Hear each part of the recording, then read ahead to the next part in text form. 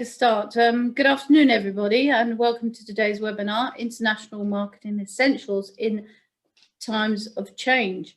My name's Anne White, and I am, this is technology. Look at technology, it's always good. My name's Anne White, and I'm Head of International Trade here at Thames Valley Chamber of Commerce. Thames Valley Chamber of Commerce is the accredited Chamber of Commerce for Buckinghamshire, Berkshire, Oxfordshire, Heathrow and Swindon. Before we commence the actual session today, I just want to say this webinar is being recorded. The session will be made available on our website in probably a day or so. If you have any questions, please use the question and answer section at the top, either at the top or the bottom of the field. Just type the question in and we have a chance to go through those questions sometimes maybe through the presentation or mainly at the end of the session. So without further ado, as I said, welcome to today's webinar. And we're going to cover today, developing your market to be an attractive to international customers is vital to your business. And it seems like it's difficult to process busy exports. This webinar will help you understand the key components of an international marketing plan to build resilience, increase sales and grow internationally. Our presenter today is Claire Snowden of Snowden Consulting Limited. She's an experienced international business growth and communications specialist and an intercultural trainer. She has over 30 years of international manufacturing and operational leadership experience and has lived and worked in Europe, Asia, the Middle East and the Far East. She now works with SMEs, helping them to work effectively across cultures and increase exports to existing or new overseas locations. Good afternoon, Claire, over to you. Hello, thank you, Anne. So let me just do the technical piece to share my screen.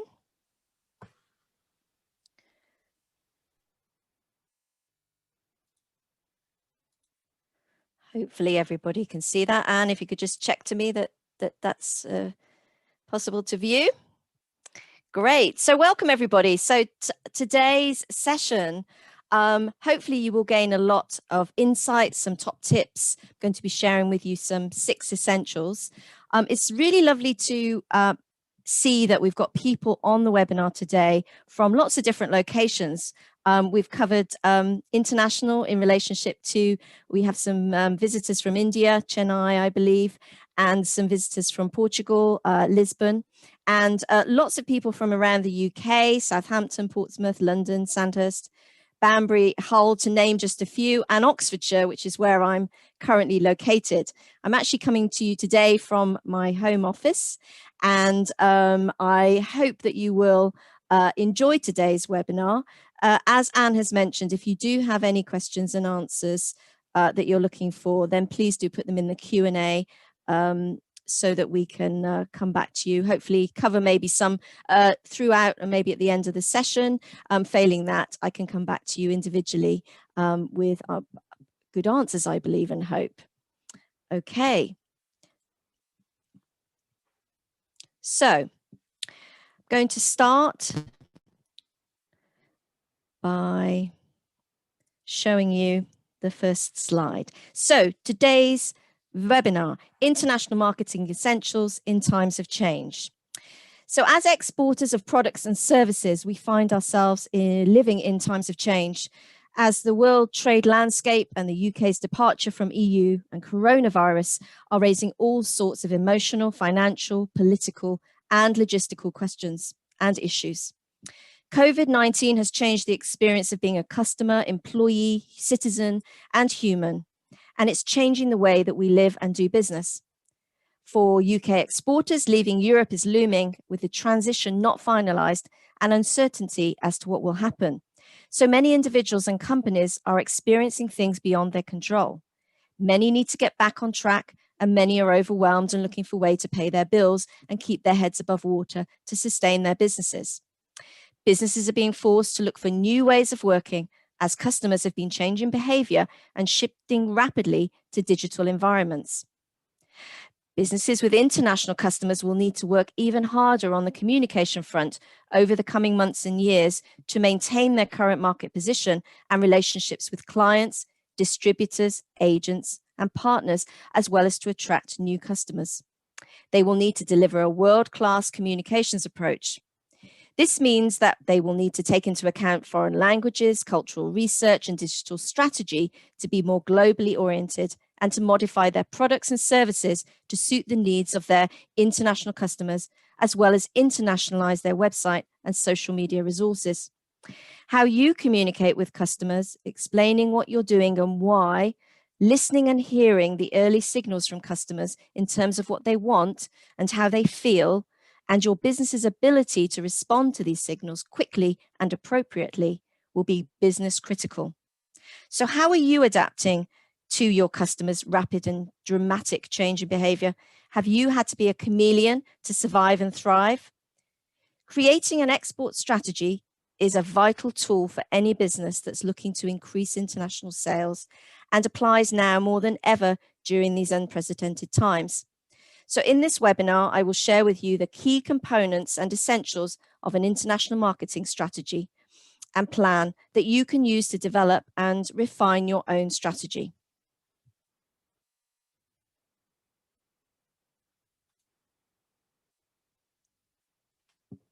So, as promised, the 6 essentials of international marketing that I will be covering through this session.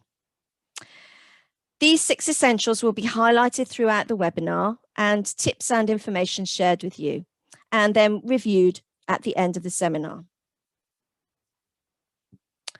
Starting with the current times. So in the current times, you are looking to understand where you are at the moment, how to develop and clarify around your customers' needs and preferences, the importance of building relationships, ways to create and share world-class content, and also, more importantly, remembering how to look after yourself and plan. Many businesses are being forced to change, and many are looking for new ways and models, and some have seen benefits of remote working and plan to continue with more flexibility around working hours and work locations. I know of many companies that have reduced or stopped office space, for example, and are utilizing their money to increase their market spend. They've increased their online presence and communication with their current clients, offering free support and knowledge sharing so as to retain them, whilst also looking to engage with new clients. What is important for you, and what important changes have you made? I have a client who had to shut down their manufacturing facility. They supply brands, products to the sports market, both wholesale and retail. And their factory had to be closed for a number of months due to the shutdown, the last shutdown, I might add, in the UK. They reviewed their 5 Ps at the time. We looked at product, price, promotion, place, and people. And accordingly, they reviewed the problems they were having with the fact that production had stopped, what they were doing with their staff. Some could work from home, but a majority could not, and how they might be able to continue to run their business. They had a small online business at the time. It was actually a business that they were selling on eBay, their own end-of-line and brand product. And it was really just a small sideline to move stock. They had a very small database of past clients that they'd used in the past. And they saw that this increase in their eBay sales was happening during the start of the lockdown. So they developed a small team working from home, 1 person in the factory to pick and pack, and they started to increase their product offer online from stock that they were holding, both old and new. In fact, they shifted some old product that they'd had up in one of the storerooms for many years, in fact. And they are now looking to increase that whole activity. They've tripled their sales in the last 3 months, and they're looking to grow and continue by acquiring a new small business that can complement that current activity to add also to their product line and grow their overall online presence and online sales. So what is the most important change that you've made recently? I've just described to you one of my clients and how they've had to pivot and change to be relevant during this current situation. Just to give yourself some time to think about what is the most important change that you've made recently? And I know as the Thames Valley Chamber and myself working with companies, both product and manufacturing companies in particular, it's really important for us to understand where you might be making changes and to learn from you. So if you do have an idea of any changes that you've had to make, for example, have you had to change your product or service? Are you targeting different customers? Perhaps you've adapted your marketing strategy and channels that you're selling your products and services through. Perhaps you've had to change your pricing model, or you may be in a business where in fact you've had to make no changes at all. So if you do have a think about that, and if that's something that you have readily to mind, then do share with us in the Q&A so we can see what kind of impact the current situation is having on your business.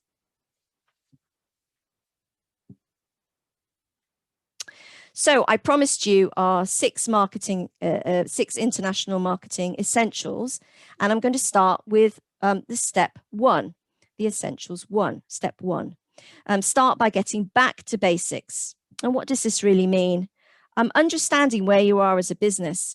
The landscape may have changed. The world is certainly changing. Your marketplace may have changed. You may already have made these transitions and understanding, or you may still be in the middle of trying to work it out.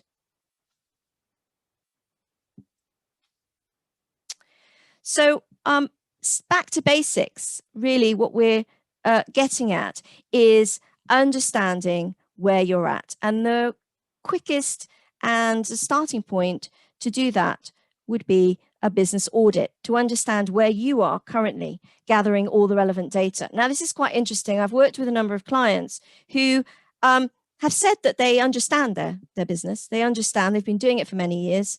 And they were perhaps a little reticent to go back and look at the data, or even to find the data, because sometimes it's in lots of different places. And that's a whole different presentation around how you collect and analyze your data. But from a business audit point of view, have an understanding of where you're currently at in terms of a business audit. This might include analysis of the current situation, making sure that you're very clear on what is working, what isn't for you in your marketplace and with your customers. Having an understanding of what kind of action you can and can't take. You may have some limitations in the current situation. You may have some new opportunities that have come to light. Reviewing these results and understanding your customer base to help you refine and reiterate what kind of platform you currently have in terms of your business. And the direction that it can be taking, to formulate a plan so that you're very, very clear on the direction that you're going in and what is possible in the current situation and climate. So you could start by analyzing using some of these key questions. First of all, I have many companies that were questioning, do they even still have a business? Do you have customers that are existing customers? Have you had to pivot to a totally new area of customers? And perhaps there's a more potential as new marketplaces are opening up for you. Do your customers still want what you offer? Do you need to make those changes? Have you already done that?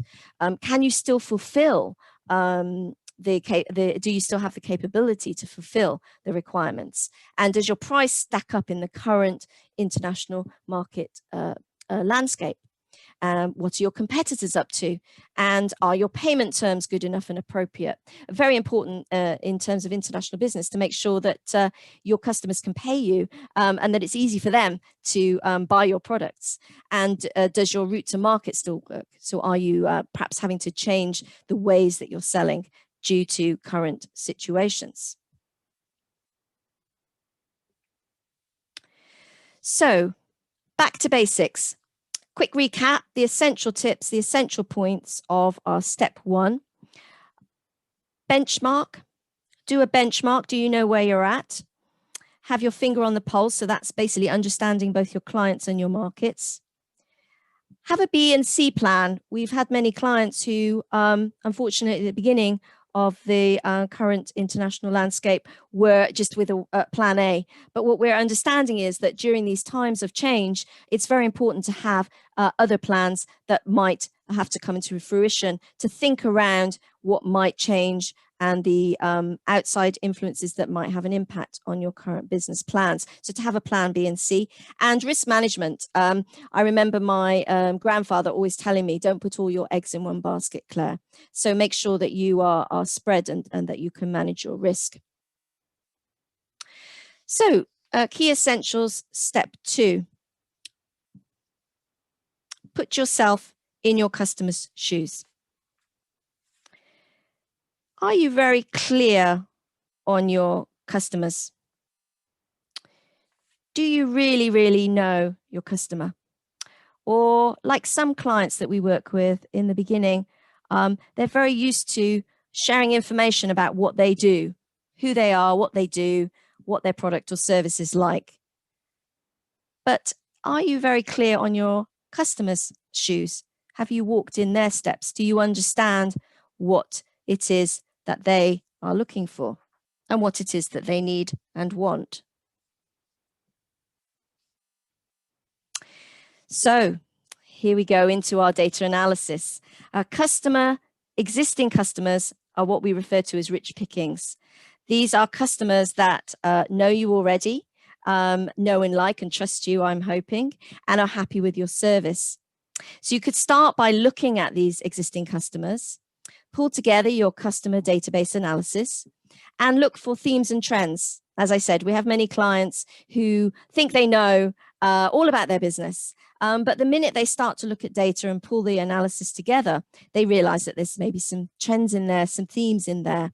I had that in relationship to my own business, where I felt that my key client was a particular profile, but in fact, I had more clients that had come through in that year that had a slightly different profile. So understanding what kind of clients are wanting to buy and take your services from you. And the last point I put here is do it yourself. You'll be surprised. That's because I think a lot of companies have so many things to do. If you're a one-man band, then you're having to do it all yourself. If you're a large company, you've got lots of experts. You may be outsourcing. But certainly, if you can, try and keep it in your own business so that you yourself and the individuals that are responsible for perhaps sales and marketing can really see the data and analyze it themselves. It will have a great impact upon the point that you take and perhaps some changes that you'll make within the business for the better.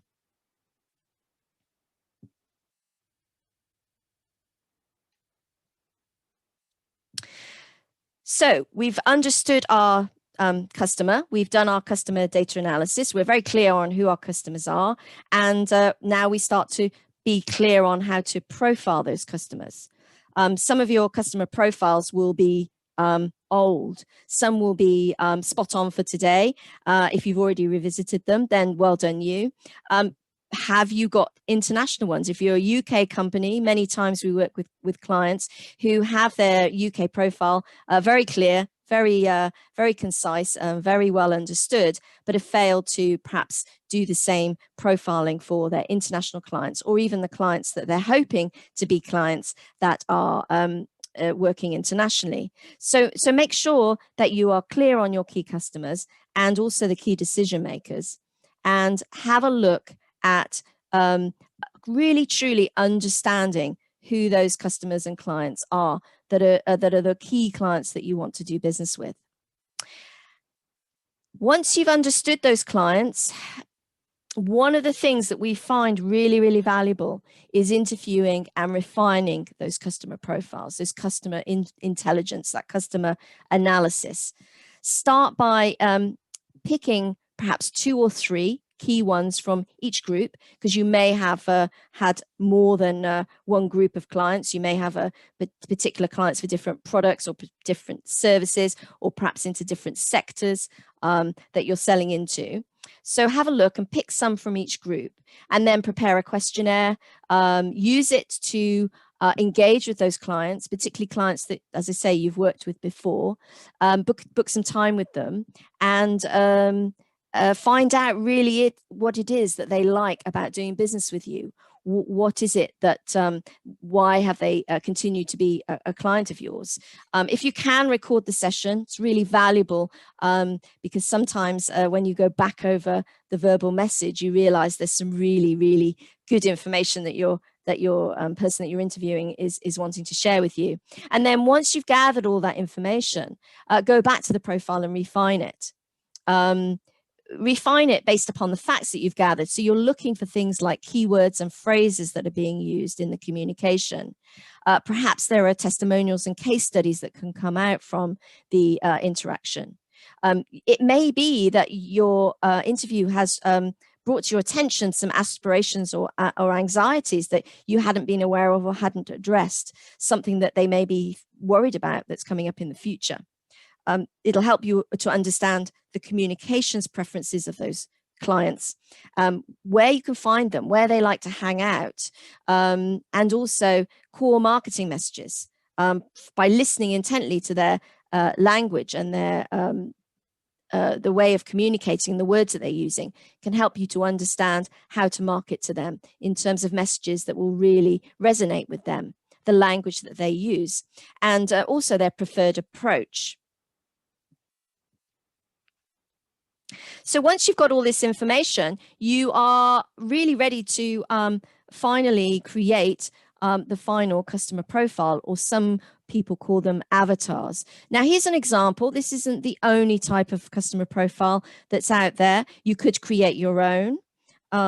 You could find one online. There's lots of free resources and tools. This is one just to show an example of the types of information that you can gather, right down to key detail, goals and values of the individual, where they get their information from, what social media channels they're looking at, what books they're reading, what their current challenges and pain points are, what kind of objections they might have, and what role they have in the purchase process. So you can really start to understand and drill down into the types of people and companies that you want to communicate with, to really start to form your international marketing strategy.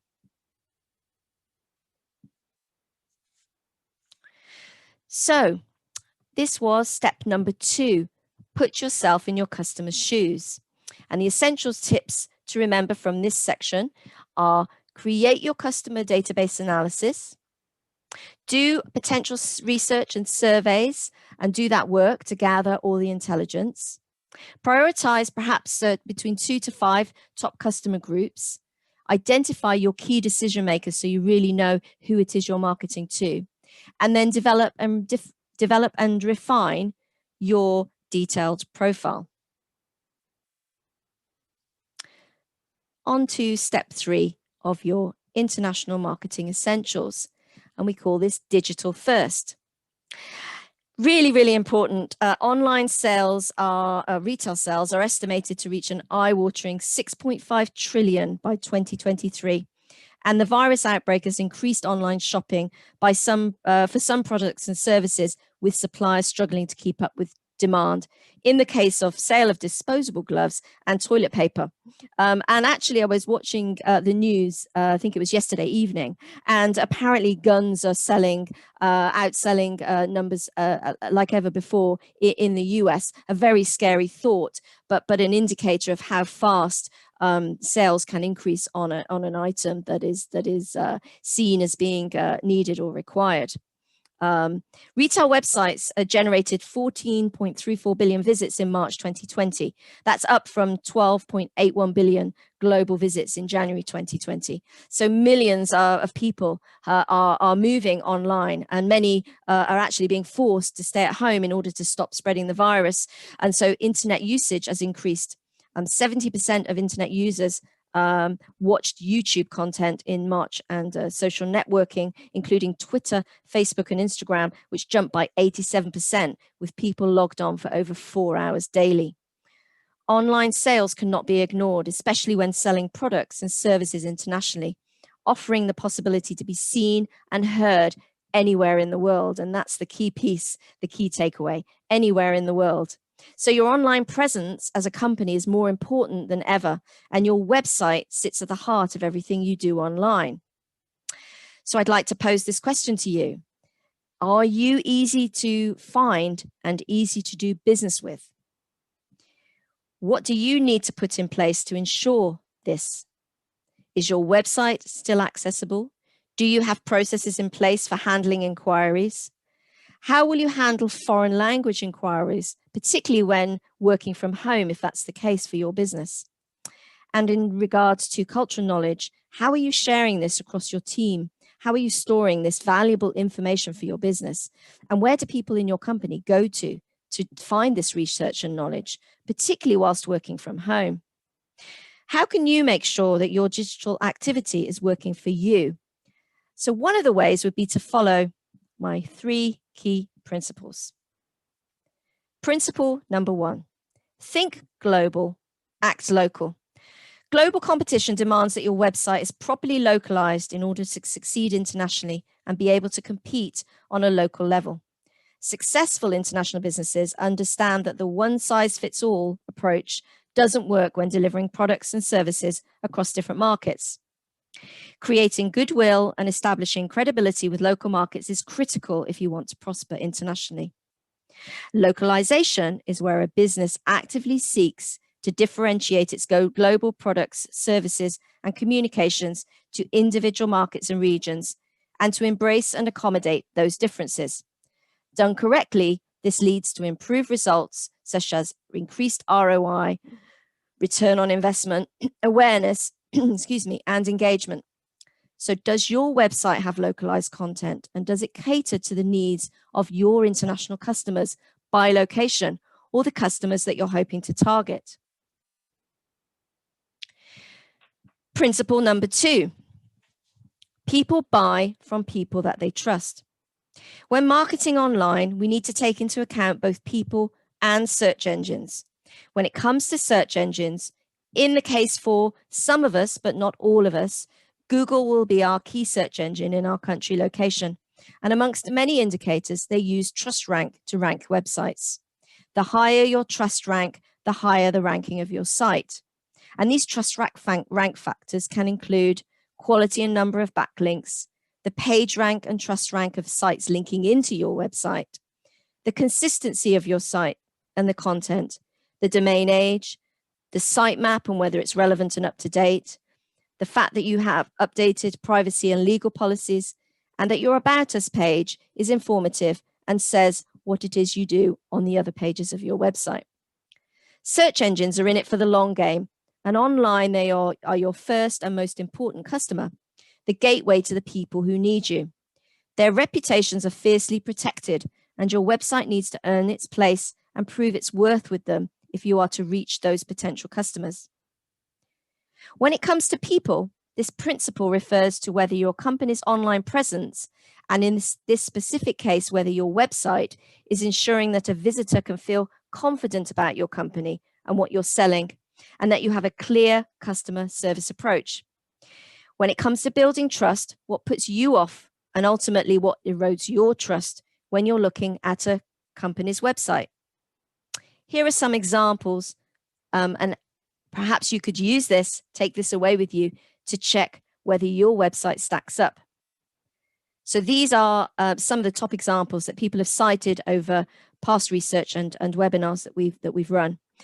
Lack of a clear call to action, poor design of the site, broken links, unclear navigation and slow to load, the fact that it's not mobile friendly or responsive, can't be seen on multiple different devices, that there are misspellings and grammatical errors, that the site's not secure, particularly for people that are buying from your site using e-commerce platforms, that there are poor quality images, that there are lots of jargon and colloquialisms being used that aren't explained on the website, so not easy to understand, and that the content is actually old and hasn't been renewed or updated.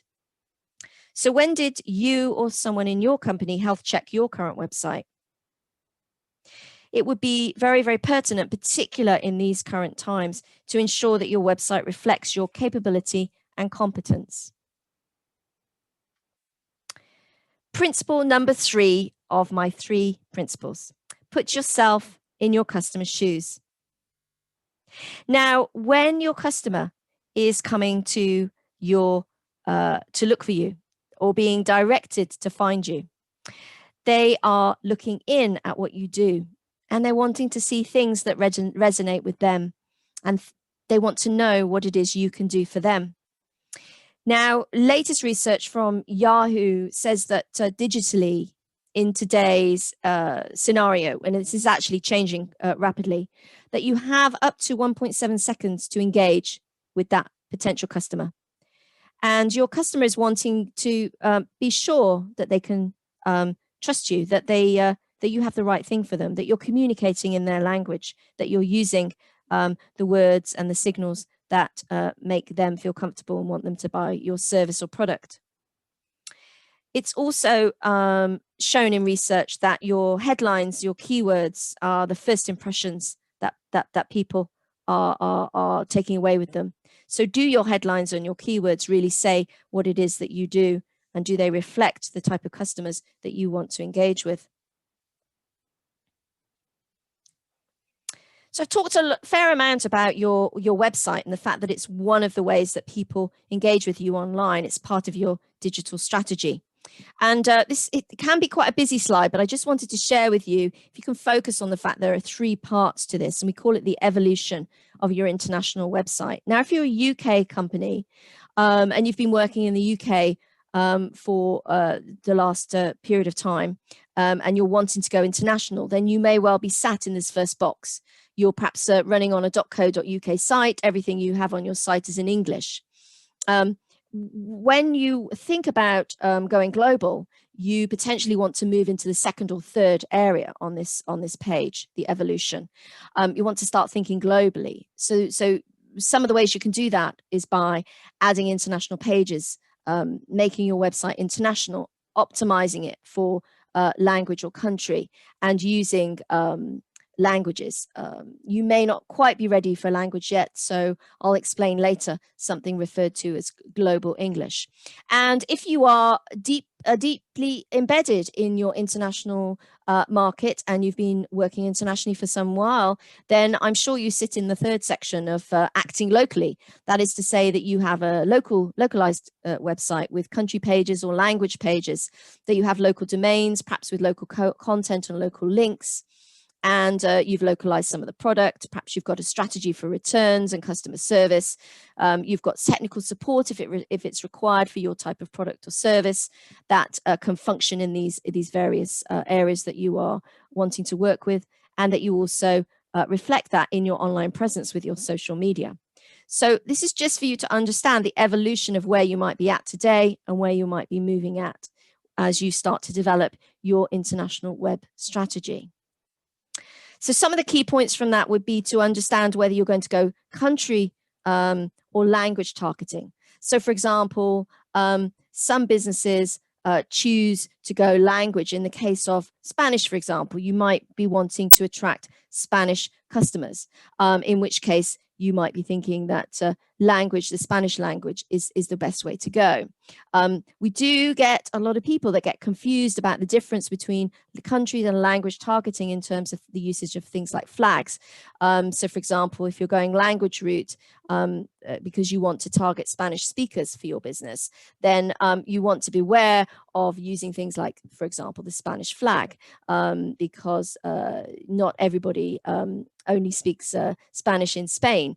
You have Spanish in South America and various other locations around the globe. So you need to really understand, having done your customer profile, you'll be very clear on the type of online presence and website that you want to build, or that you should be building for these types of customers. So just be aware of the difference, or you may have a combination of the two. If you look at a website like British Airways, they actually have both country and language targeting. Another tip would be to secure the .com. Now, we do have people online that are as I mentioned, based in India, some people based in Portugal, for example. So they'll be perhaps with their current website on a .in for India or a .pt for Portugal. But it is very relevant to secure the .com for your business. First of all, a .com is a generic top-level domain. I won't go into too much detail. That's a presentation in its own right. But suffices to say, there's a lot more you can do in terms of localization. If you have the .com, you can also register that so that your potential competitors can't take that from you and optimize on owning that domain name. So domain strategy is something you definitely want to be very, very clear on for your business when it comes to your international market strategy. Now, I thought I'd give you some examples because that all sounds, if you're not technical and your role isn't anything to do with website development or domain strategy or IT, then you might be thinking, well, this is too much. But I thought I'd show you some of the examples, some visual examples, some example websites. So even though Tetley have now moved on with their site, they've got new websites that they're currently showing. This is a really good way of showing a country based website. So what we see here, they've very well used images for mugs of tea. In this case, Tetley is a tea company in the UK, and they've put the flags for the country. So a clear sign that this is a country targeting website. And what people do is when they come to the site, they can choose the country that they're interested in and then find all the relevant information about their product for that country. In the case then, when you drill down, in this case, the USA, you get specific information for the USA market that's very different from the UK market. So you'll see the content, for example, indicators are things like the dollar sign for the payment terms. Some of the language is slightly different. It's got references for what's going on in the actual US market. So think about this in relationship to your business. What is it you want to reflect to customers who are checking you out online, or customers that are finding you organically, or customers that you are directing to your site? The other examples we like to share with you is this company, Nigel Wright Recruitment. Now, Nigel, again, has moved forward in terms of his websites. This is old sites. We're not sharing any secret information. They've actually moved on. But these are really good examples of how you can start to internationalize your site, your website, and your online presence when you're starting out. So in this case, this particular page is showing the UK site. And what they've done here is they've used the flags to represent the different countries in the wing mirror. So very quick indicator of the page that this site is for. Here's the page for Germany, for example. And this is the page for Paris. So there's some key indicators, not only the language you'll see, but also the imagery and things like flags. In this case, it's a country site, and also the phone details are changing. This is the Belgium site. Now, this is very interesting to point, even though this is a country site in language, you'll see that they have a drop-down menu for different changes of language, because in Belgium, there's two languages spoken, Flemish and French. So, important to understand that from your customer's point of view. So, websites. I focus a lot on websites, but online presence, there are so many things that feed into your company's online presence and your international marketing strategy. Website is one, but I wanted to quickly mention LinkedIn. There's currently, apparently the latest figure, 706 million profiles of people using LinkedIn as of, I think, a couple of days ago. Many potential clients that you might want to engage with, and business people that you might want to connect with, are checking you out online now more than ever. And you need to be aware that LinkedIn, in many cases, your LinkedIn profile even might be profiling higher than your company's website. The power of LinkedIn. Some important information and a bonus tip referred to here. 90% of your prospects have already made their mind up about you and your product before they consider connecting with you. That is to say that people are researching you online, and LinkedIn is one of the key places that people and potential customers are checking you out. So important that you have a good LinkedIn profile. I'm quickly going to run through top tips for LinkedIn networking for exporters. So as I just said, it's gone up. It was 690. It's now 706 million across 200 countries and regions of people for you to network with on LinkedIn. It's a very powerful tool. 24 languages for you to choose from. Did you know that you can have your LinkedIn profile in many languages, and it increases your reach and your connections by having languages of your potential clients? Make sure that you have a professional profile and that your company pages are populated and up to date. Look at posting perhaps 3 to 5 a week and one article a month. Comment, and when you comment on posts for activity, it's important that you like as well as comment, but look at commenting with at least 3 to 4 words in your comment post for LinkedIn to pick you up in the algorithm. Have conversations, therefore, in the post threads. It helps to raise your profile as an individual, but also your company's. And engage within the golden hour. Now, the golden hour may be different for different businesses and different individuals and different key clients that you're trying to connect with, or people that you're trying to connect with. The golden hour for many of my businesses is around 8:30 in the morning to catch them before they get into the heavy day-to-day activity. Engage with your followers and keep them in the loop. And the latest on hashtags is don't use too many. 3 seems to work best, and never tag more than 5 users. I've put here facetiously who responds. So if you are tagging people, just don't create a big long list of taggers. It puts people off. And LinkedIn and online activity is about quality, not quantity. Just because you're there putting out information, make sure that it's really things that you want to say about your business and you as an individual. So the essential tips from Digital First. 3 principles of international marketing. And those 3 principles are important.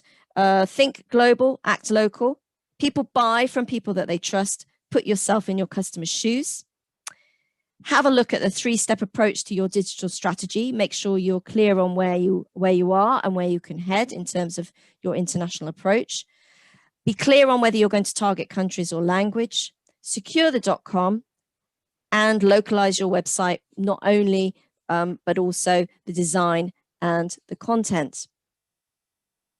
Now, I was going to open the floor for questions, but I think I'll move swiftly along and come to the questions at the end. So we're moving on to step 4, tell your story. What is the cost of confidence? If a customer is used to hearing from a brand, now's not the time to stop the conversation. 80% say they want to hear more from brands and that the brands care about their employees' health and what they're doing to accommodate the current needs of flexible working. And research on countries and cultures is showing that it's important to understand what sensitivities there are when working with different locations.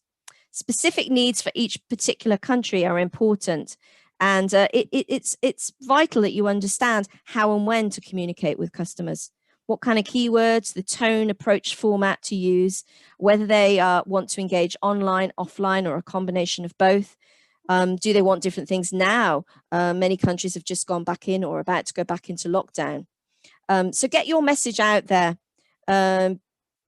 Be clear on ensuring that you have clarity with the information that you're sharing online. One company that we just want to share with you is a company called Essentia. It's perhaps would be pertinent for you to check them out. They are a protein, a food ingredient protein company, protein additives. And what's so interesting and valuable about their site is the information and journey. They're very, very clear on their story. It's very, very easy to navigate. And it's also a good example of a site that is a language website. They're actually English, Spanish, and Russian on this particular site. And they also show their journey about their key values, teamwork, respect, etc. And here's an example of the Spanish page. Very personal site, very welcoming. So have a look at that. It may be that this reflects some of the things that you either do or would like to reflect for your own company. just a visual example for you there. And here's the Russian page translated with obviously the key images for the different locations. Now, I've kept referring to language and just giving you an example of a language website. In many cases, you might not be ready yet for a language site. You might be looking to just start to add some international content. If you are, then just be aware of the quality of the copywriting, the consistency of style and tone, the fact that your grammar and spelling should be correct. And if you are using complex and industry-based words, perhaps you need an FAQ or glossary to your site and information. Make sure the content is rich, and be sure to check, have a cultural checklist to check in that culturally it's works in the various locations and with the various cultures that you want to engage with. And finally, when lost for words, always use images. As I say, image speaks 1,000 words. And here's an example of keeping your grammar correct. The difference between having the correct punctuation. This is for UK English an example, but there's examples in many different languages similar to this one. So quickly, some cultural examples of images. Why are they so important, Claire? Well, you know, you can get it horribly wrong. Here's an example of a company that was starting to sell their fitted cushions. They opened a site and location in the Middle East and failed to understand the implications culturally around drink. You'll see there's an image there of a wine bottle and a glass on the side there.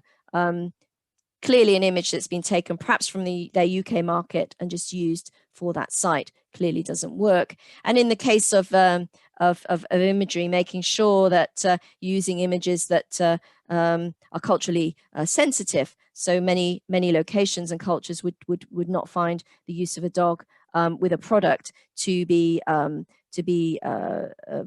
right thing to do or a valuable thing to do. Dogs being seen as being unclean as in some cultures. And when it came to Pepsodent, made a big error in a country that was had a large population that ate beetle, and this advertising that they were using, imagery, did not really fit with that particular marketplace. So just be sure that your images are representing what you want them to. I also wanted to share an example here of how, as a small business, you can make yourself look as if you have a big global reach. It doesn't require lots of employees and lots of money. In the case of International Pipelines, this actually was when they started out a one-man band. Clearly showing here on the opening page of their site the fact that they're international with international dialing, and they've got some international imagery. When you drill down into their contact us page, they're showing that they are represented in lots of different locations, Europe through to South America. In this particular case, this individual started their business with Skype numbers.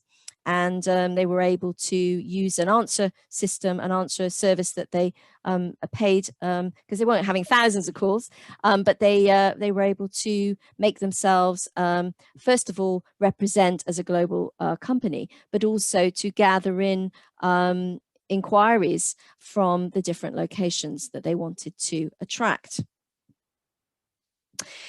So content, this is all about content. Images is part of your content. When you're looking to plan your international content, start as early as you can. Today would be good if you haven't already. It takes a long time. Audit what you already have, because you'll have loads of good stuff within your organization and within your own knowledge and work that you've done so far. Identify where you have needs and gaps. Perhaps look at the words, the images, and the video that you're using based upon the research that you've done about your ideal client. Seek advice and support from other people who can help me out. You may have customers, you may have individuals within your business or colleagues that can help you out who've got market sector and location country sector expertise, and look to start to write your 12-month through to your 12-month plan with a 3-month detailed plan to start off with. And here's one of the ways that you might look at formulating what kind of content you want to add. So here you could create something like this for your content plan, just so you've got a master document to refer to about what you want to represent on a particular page of a site, what key messages on there, perhaps the content, what the call to action is, whether you'll have a case study or a testimonial that you can gather for that, what main keywords are, and et cetera, et cetera. These content plans can be pages long. So that was the recap of Tell Your Story International, your essentials tip. Create world-class content.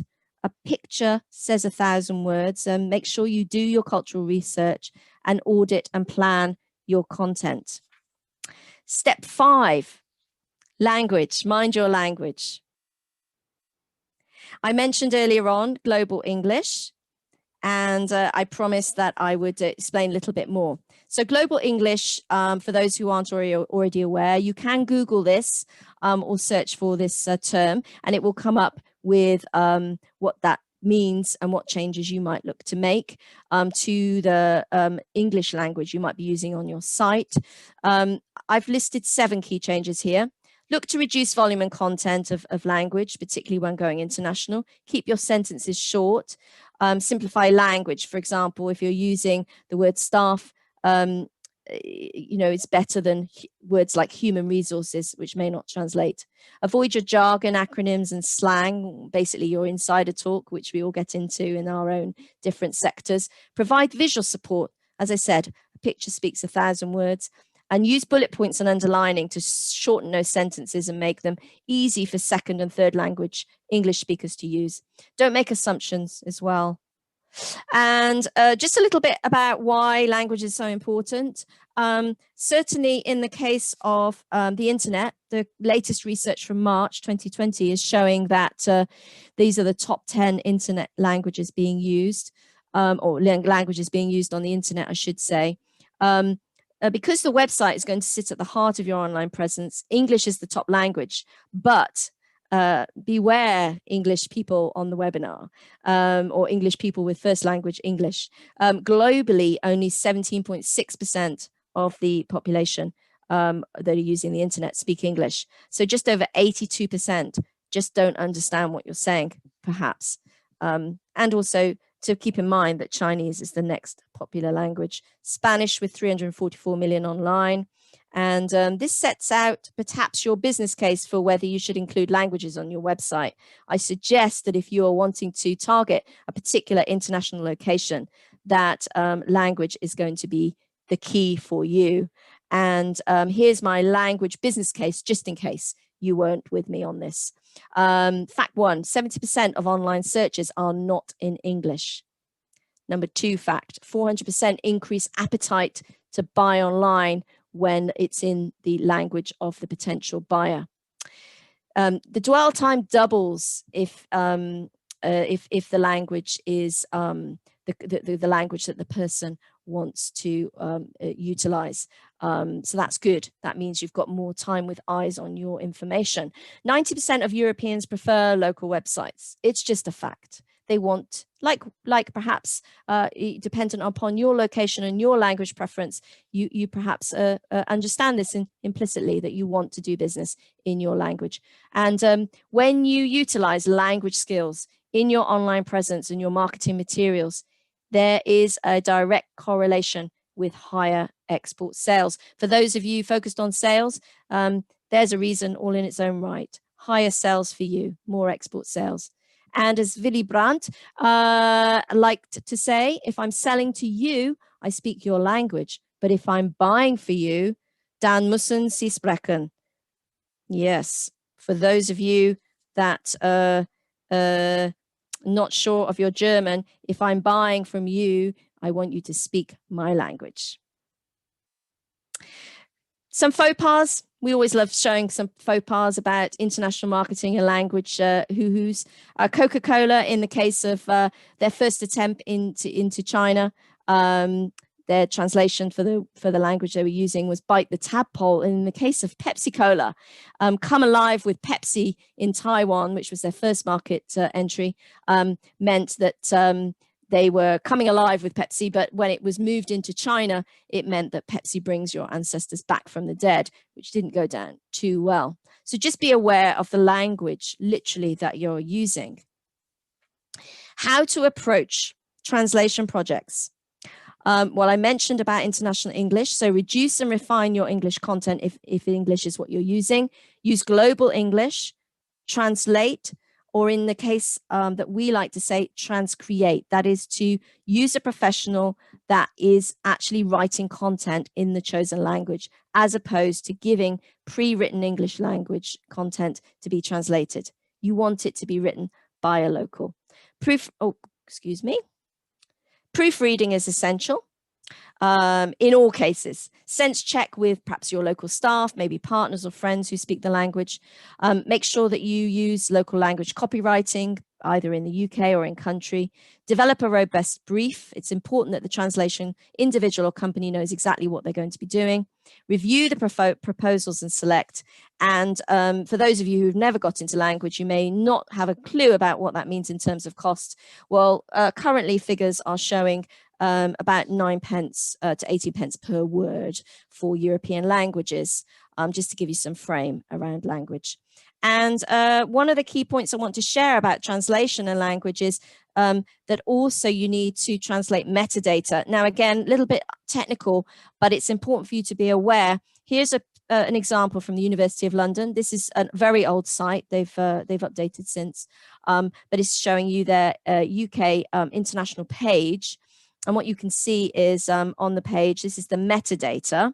That's the metadata which you can actually access yourself. You right click, you right click on a website, you look at the view page source, and it will give you this data. But what I really want you to drill down into is that here's the example for the UK site with the metadata and the tags written in English. But here's their Portuguese site, and what you can see is they haven't translated their metadata.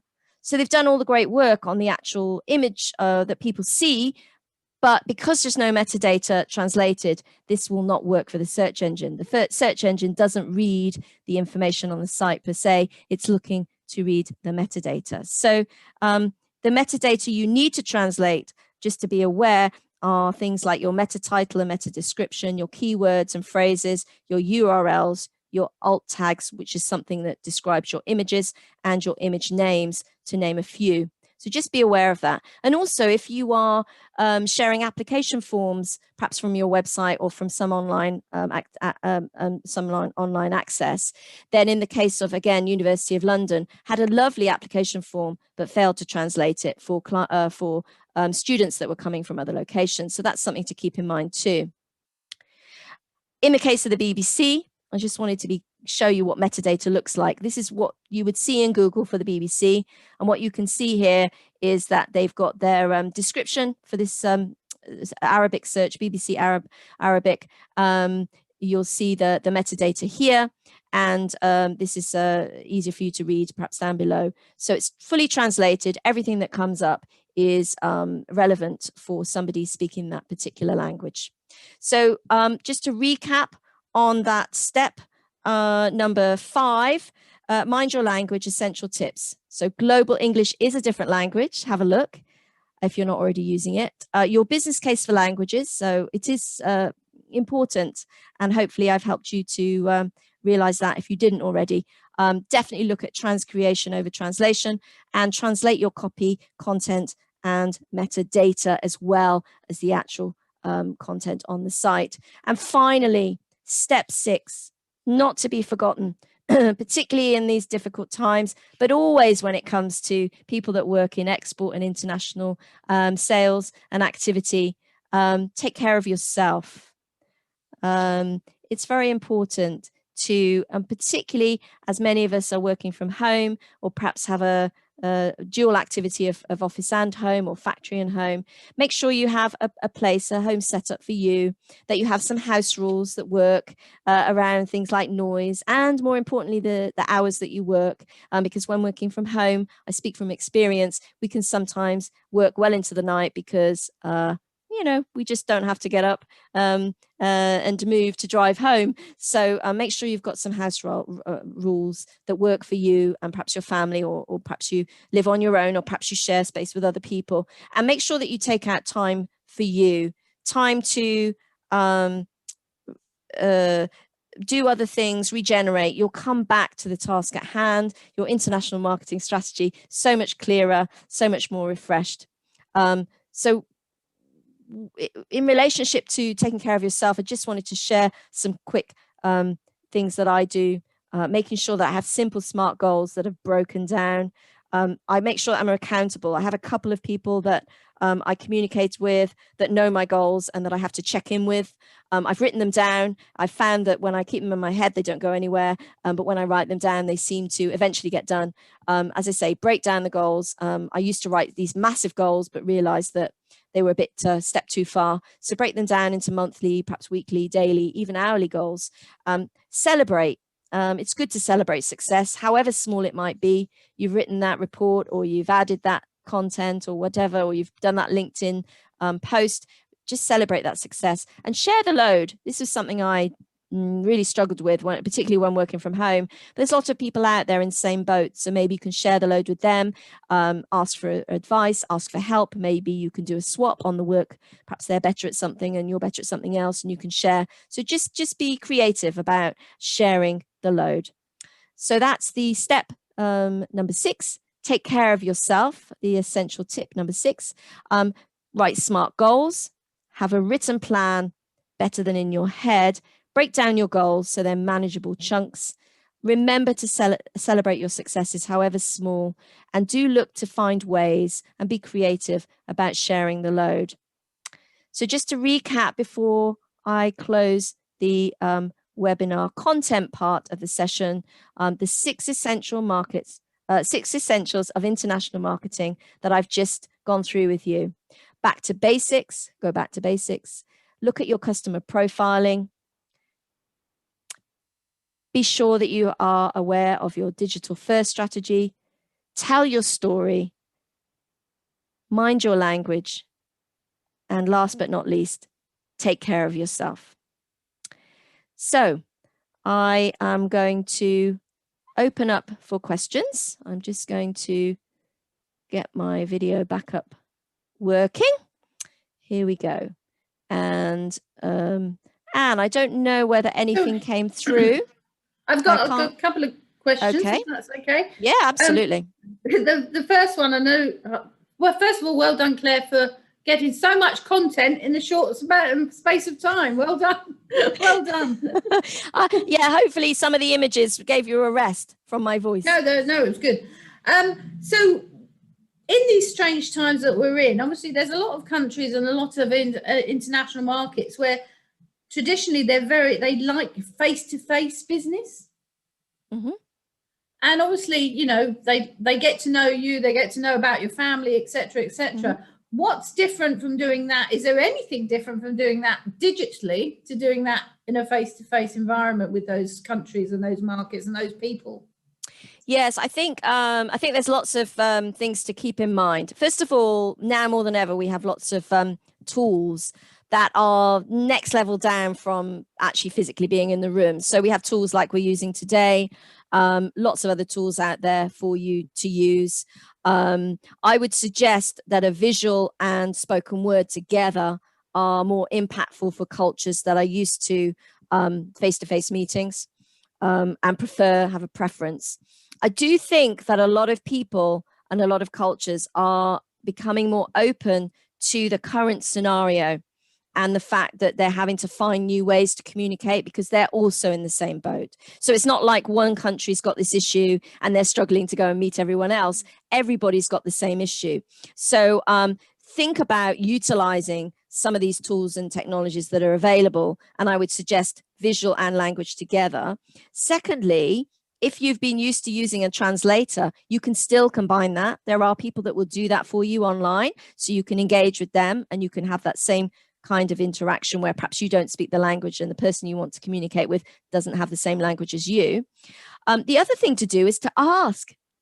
ask the person's preference. Again, if you feel that's too direct, if it's a new customer or not somebody you've worked with before, perhaps there's somebody in your network, or perhaps there's a client who you know that's from that location or has that culture that you can ask the question of. And they may well have some insider information that you're not privy to or aware of that can help you. If it's a client you've worked with before, or there's an agent or a distributor or somebody that you've worked with before, then ask them, ask their advice, because people love to share their knowledge and help you out. And I find that more than ever, when everyone's in this same boat, working online and working from home, I find more than ever that people genuinely are trying to be more helpful and accommodating. Yes. Okay, great. Another question that's come up is regards to the, you mentioned obviously it's important to make sure you're on social often, but not too often. And there are people that have really been, I think, organisations that have been very quiet during this period. Yes. Noticeably, and there are others that have been very active. And do you think that those organisations will suffer as a result of that? I think there will be some impact of not being front and center. What does your client or customer or potential customer, how do they translate that? Lack of volume, lack of imagery, lack of engagement. Does that reflect and interpretate to them that you are no longer open for business?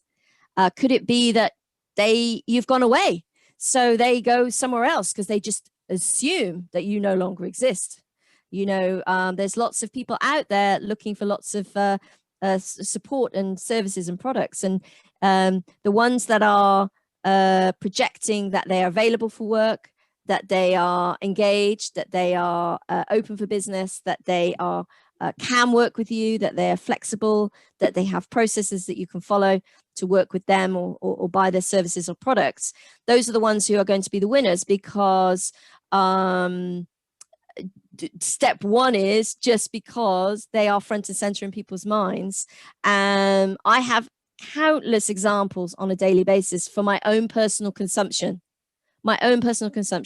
There's lots of things that I buy online, both services and products, where the one that's recently contacted me, or the one that has made me know that they've got a special offer, or the one that's told me that they're now doing such and such because of the new situation, these are the ones that are front and center in my mind. So as a consumer, I go find them first, or they find me. And I think obviously people have been firefighting over a number of months in relation to COVID. And I think, so, and we've seen it with us. With trade, we have a COVID situation. We also have the end of transition. And what we're finding is that a lot of companies are so focused on some of the things, they forget about the bigger picture and making sure that they are still promoting their business. Have you seen that? Absolutely. I think with crises and with change comes complexity, but also opportunity. So the complexity is what you've described, that just to keep functioning and to work things out, and to keep the business running, sometimes has been taking all the energy of these businesses, and they don't have time. They haven't found time to engage outside of their day-to-day, and also not only project what they're doing to the outside world so everybody knows how great they are and what they're doing and how prepared they are, but also the opportunity to have the time to put their head up above the parapet to see what opportunities might be out there. Now, I know with leaving the EU for British companies is a big talking point at the moment, and you and I have had lots of conversations about that over the last year, few months, etc. I think we see a difference in the types of businesses. We see some businesses that just are hoping it will go away, which it won't. And there are some businesses who are really trying to engage. Now, it's not easy because not all the information's out there.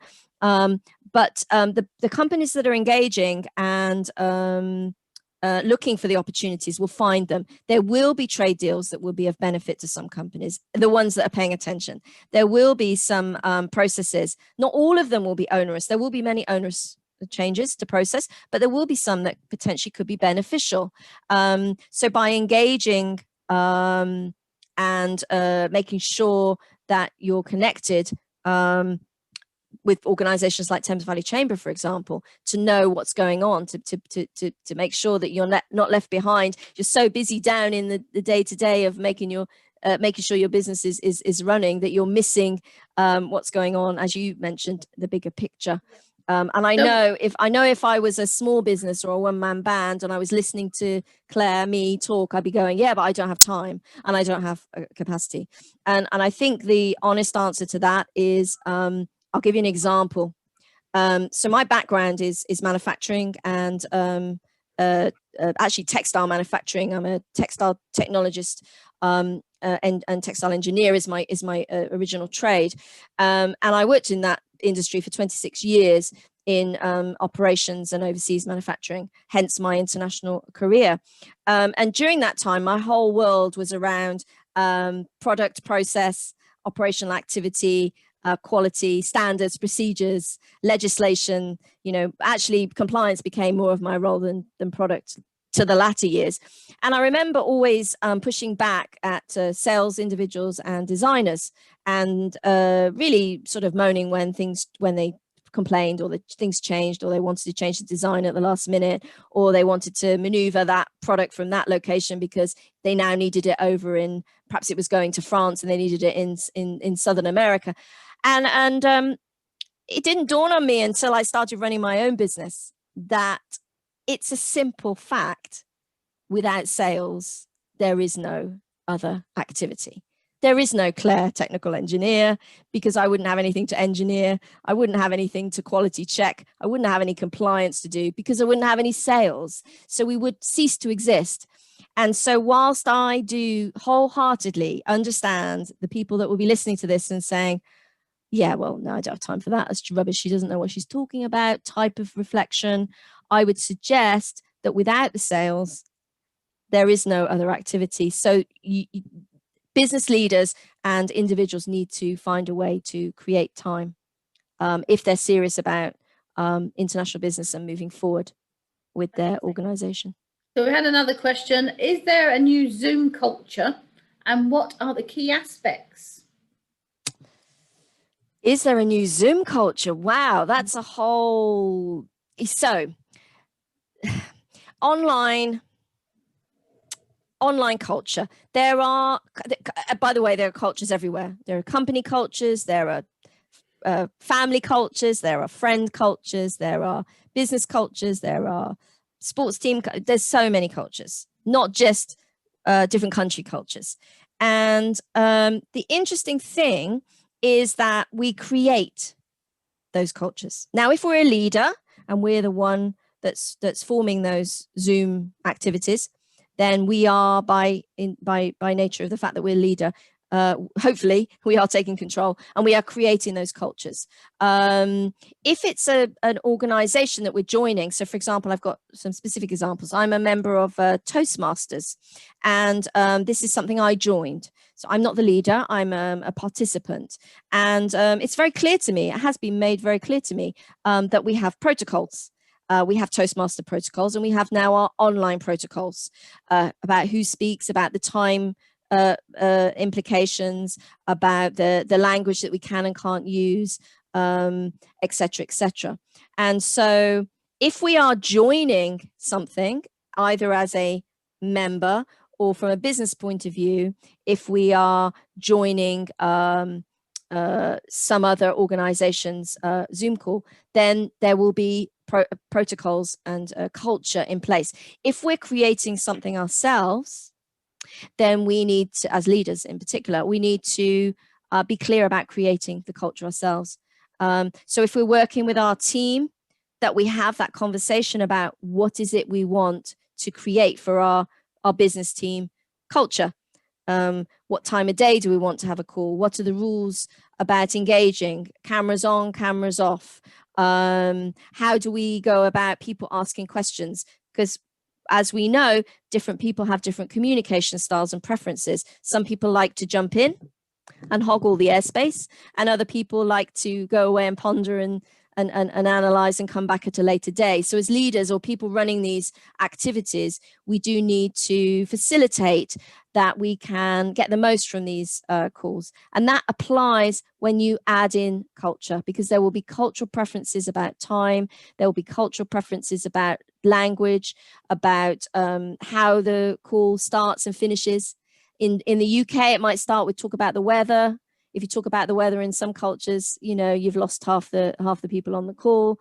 So there's lots of things to take into account. If it's something that you are new to and you want to get prepared, perhaps you're having a conference call with a new client, or using Zoom, then do your research. Ask beforehand if you can, if you feel that's appropriate. If not, ask people that you think that are in your network that know. You could even engage on LinkedIn. That's a post in its own, that you're, you know, engaging with a new client and you want to have some tips about how to best serve them. I'm sure you get lots of great feedback and information.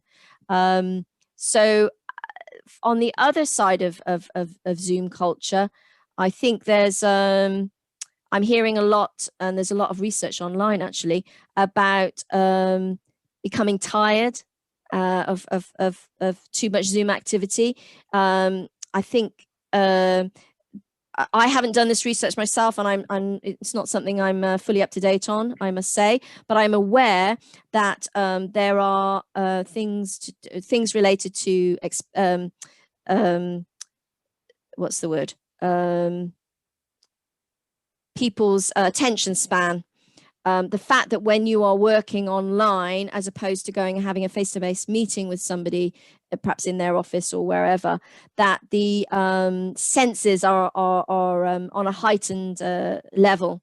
And so a Zoom call of an hour versus a meeting of an hour is having a different impact on our body and on our senses, and very tiring, basically, because we're on alert. All the senses are on alert, whereas when we're face to face, the research is showing that some of those senses can close down, and you know, we don't get tired so quickly. So I think that's having an impact too. And what I would say is pace yourself. I think you know, you could spend your whole life on Zoom, couldn't you?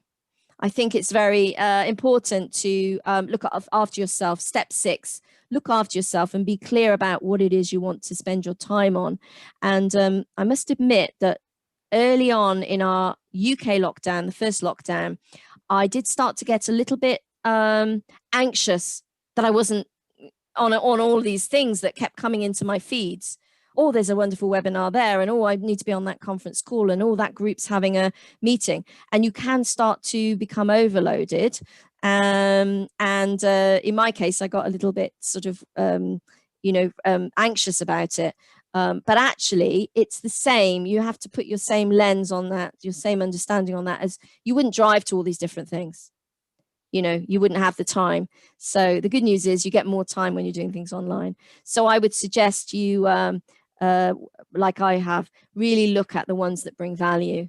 And and I also split between business and pleasure. I do separate the two, and the business ones, you know, are serious about what do I achieve from this Zoom call? What am I trying to achieve?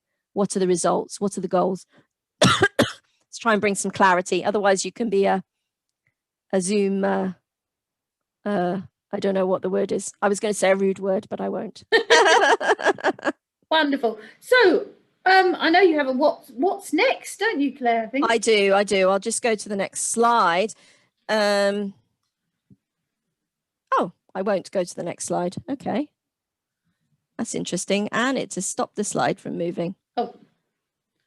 There we go.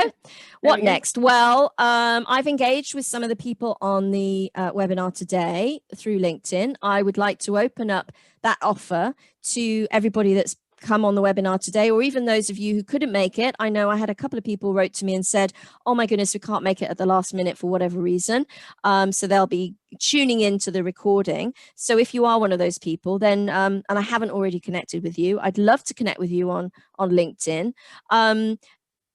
Also, you may have some questions that we haven't answered. So connect with me on LinkedIn, ask those questions, and I will definitely come back to you. I can't say it would be immediately, but within a day or so, I would come back to you with answers and engage with you. I'm also offering a free international online health check. This is something I do when I start working with a client, and it's a health check that I run. It's part diagnostic, partly a visual online review of your company's online presence. So have a look at your website and perhaps social media if you have it, and just give you a report on that. It's a great little tool, and it'll give you a really good starting point. As part of our offer from the Thames Valley Chamber, I do offer this to people that come on the webinars. If you would like to have that free international health check, you don't have to pay for it, so don't worry if you have it. And that's good enough, that's fine. Or if, sometimes people get worried, free is never free. Well, this is something that is valuable in its own right. If you'd like one of those, then do either email me at my email address, claire@clairesnowdon.com, or you could just send me a message through LinkedIn if you've linked with me, and then just say, yes, I'd like the free international online health check. And then I'll engage with you and set up a time to run that report and then share it with you. Thank you, Claire. Over to you then, Anne. Over to me. Fine. So I just wanted to just close the session for today, and I've not been the best timekeeper today in the world, but obviously you didn't shut me down. I didn't shut you down. All valuable information.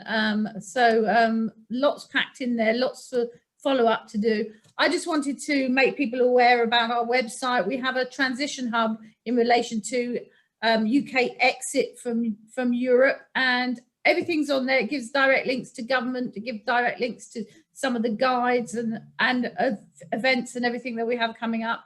And obviously with in light of everything that's happened over the last week, also our our COVID-19 hub is also available on our website. So I would urge, if anyone's not sure, click on that, have a look, see what's available. It's the COVID-19 is up to date, updated daily on everything that's available for you guys to look at. So I'd just like to have a look, go to our website and check out what's available for you there. Mm-hmm. I would just like to thank everyone for joining today, and I'd really like to thank Claire for, as usual, a very comprehensive and informative session. And I wish you all safe and stay well. Thank you very much. You're welcome, Anne. Thank you, everybody. Bye-bye.